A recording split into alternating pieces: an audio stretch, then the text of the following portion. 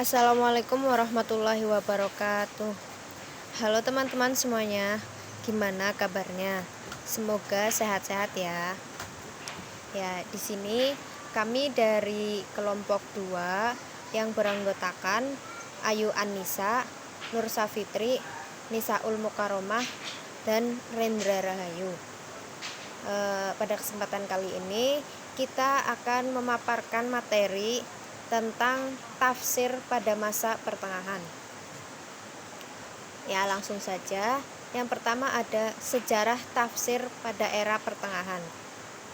Perkembangan karya tafsir kali ini memasuki era pertengahan, yaitu pada sekitar abad ke-3 sampai abad ke-16 Hijriah. Periode pertengahan ini dimulai dengan munculnya produk penafsiran yang sistematis dan sampai ke tangan generasi sekarang dalam bentuk buku. Era pertengahan merupakan zaman keemasan dalam sejarah peradaban Islam, di mana ilmu pengetahuan berkembang pesat seiring dengan masuknya cabang ilmu pengetahuan yang berasal dari luar, yaitu dari Yunani dan Eropa, seperti filsafat dan cabang ilmu yang lain. Setelah periode sahabat beserta tabi'in, pergerakan dari pertumbuhan tafsir mengalami kemajuan seiring dengan dimulainya pembukuan terhadap hadis Nabi SAW.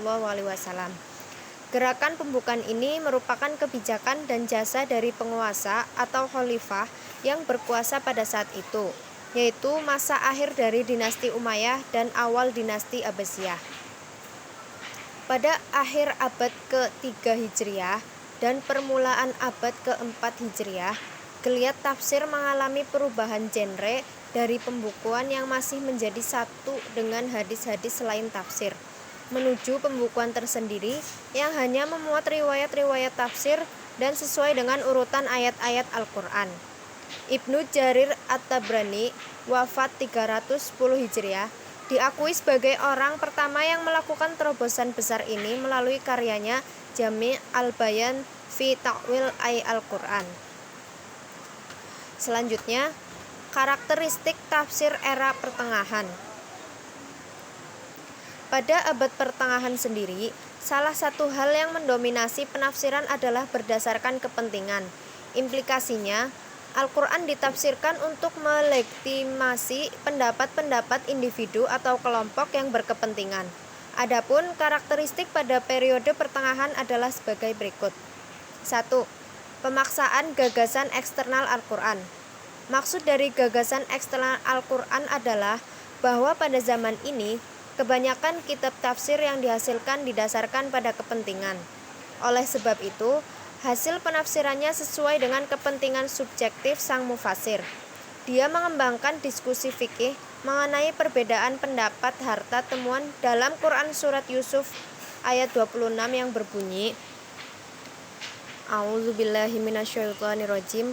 Bismillahirrahmanirrahim.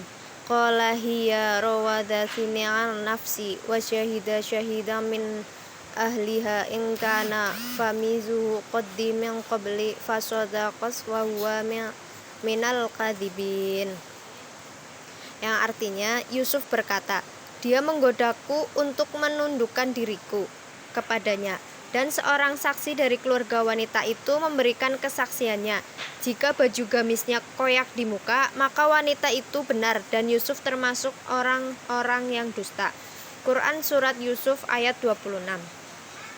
Yang kedua, bersifat ideologis.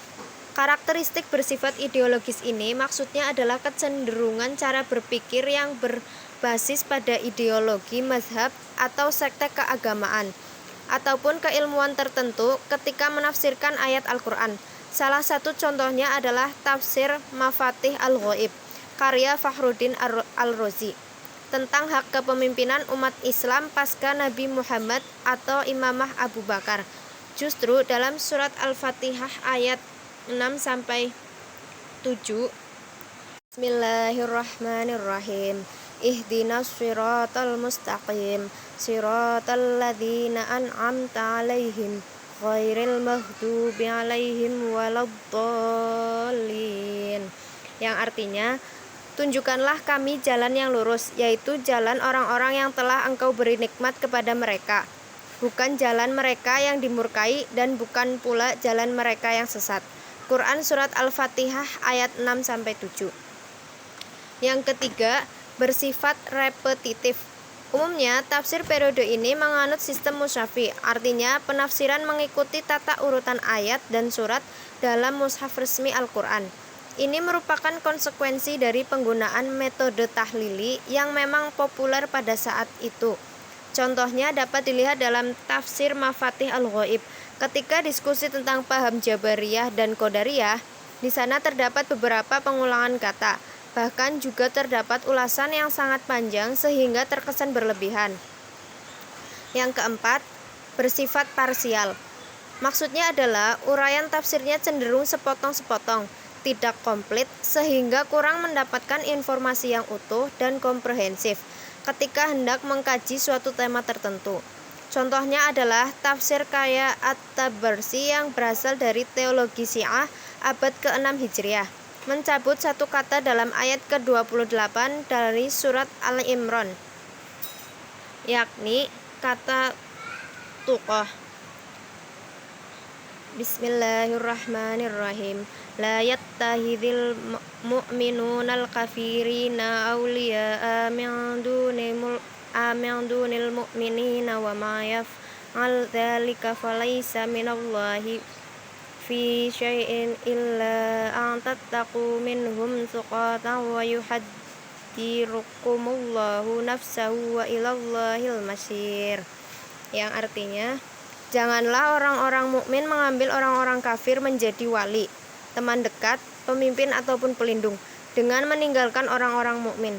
Barang siapa berbuat demikian, niscaya lepaslah ia dari pertolongan Allah, kecuali karena siasat memelihara diri dari sesuatu yang ditakuti dari mereka. Dan Allah memperingatkan kamu terhadap diri atau siksanya, dan hanya kepada Allah kembalimu. Quran Surat Al-Imran ayat 28. Selanjutnya, tokoh-tokoh tafsir era pertengahan. Tafsir pada periode ini sangat dipengaruhi oleh kepentingan mufasir yang mendukung disiplin ilmu tertentu. Oleh karena itu, produk yang dihasilkan memiliki karakter khusus, seperti Al-Faro' adalah seorang ahli dalam ilmu bahasa dan guru beberapa pangeran Abbasiyah, pendukung Mu'tazilah. Ibnu Jarir At-Tabari, seorang sejarawan yang secara teologis posisinya mirip Asy'ari, yang cenderung mengambil jalan tengah antara ahli hadis dan rasionalis Mu'tazilah. Dalam bidang fikih, muncul Al-Qiyya Al-Hasari dari mazhab Syafi'i, Al-Qurtubi, dan Ibnu Arabi. Dari kalangan Syiah muncul Mulla Muhsin Al-Rashi, Abu Ali At-Tabrasi, juga Al-Syaikani yang mewakili teologi Syiah Zaidiyah. Dari para ahli kisah muncul Abdurrahman Al-Sa'alibi, Ibnu Katsir. Dalam ahli sastra ada Abu Hayyan, Jalaluddin Al-Mahali, Al-Nizaburi, Al-Qadli Abdul Jabbar, dan lain-lain. Baik, kita masuk ke kitab-kitab era pertengahan, yaitu yang pertama ada tafsir Jami Al-Bayan At-Ta'wil ay Al-Quran karya Ibnu Jarir At-Tabrani. Yang kedua ada Al-Khosishaf an Haqa'iq Al-Quran karya Abu Qasim Mahmud Ibnu Umar Al-Syamarqashi dengan corak ideologi Mu'tazilah. Yang ketiga, Mafatih Al-Ghaib karya Fakhruddin Al-Razi dengan corak teologi Sunni Asy'ariyah. Yang keempat, Tafsir Jalalain karya Jalaluddin Al-Mahali. Yang kelima, Jalaluddin As-Suyuti dengan corak filologi. Kesimpulan. Pada kesimpulan ini memang benar bahwa Al-Quran sendiri memang sangat terbuka untuk ditafsirkan, multi-interpretable. Dan masing-masing mufasir ketika menafsirkan Al-Quran biasanya juga dipengaruhi oleh kondisi sosiokultural di mana ia tinggal, disiplin ilmu yang dipakai, bahkan situasi politik yang melingkupinya juga sangat berpengaruh baginya. Sehingga meskipun objek kajiannya tunggal, yaitu teks Al-Quran, namun hasil penafsiran Al-Quran tidaklah tunggal, melainkan plural. Oleh karenanya muncul mazhab al-tafsir tidak dapat dihindari dalam sejarah pemikiran umat Islam. Adapun kemudian dari hal di atas, kemudian muncullah berbagai corak penafsiran yang berkembang pada era pertengahan, seperti tafsir corak fikhi, corak falsafi, corak linguistik atau kebahasaan, corak ilmi, dan masih banyak corak penafsiran yang lainnya. Cukup sekian pemaparan materi dari kelompok kami. Terima kasih. Wassalamualaikum warahmatullahi wabarakatuh.